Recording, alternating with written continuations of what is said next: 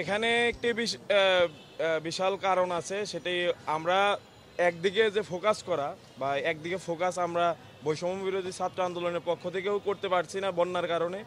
তার পাশাপাশি সরকারও বিভিন্ন মহল থেকে চাপের কারণে এবং বন্যার কারণে তারা কিন্তু একক কোনো দিকে ফোকাস করতে পারছে না। এটি একটা কারণ হতে পারে, কিন্তু এসব কারণ যথেষ্ট নয়।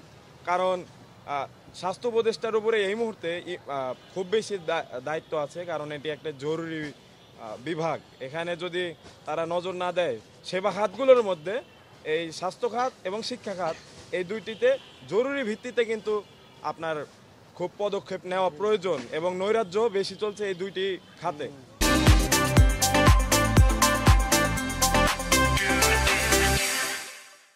তো তারা যদি দ্রুততম সময়ের মধ্যে ব্যবস্থা না নেয়, তাহলে বাংলাদেশের স্বাস্থ্য খাত এবং একই সাথে শিক্ষা খাত সেখানে কিন্তু ভেঙে পড়ার সম্ভাবনা আছে। এবং আপনারা জানেন, সোশ্যাল মিডিয়ার কল্যাণে এবং মিডিয়ার কল্যাণে আপনারা সবাই জানেন, এখানে অনেকগুলো ঘটনা আমরা ইতিমধ্যে প্রত্যক্ষ করেছি।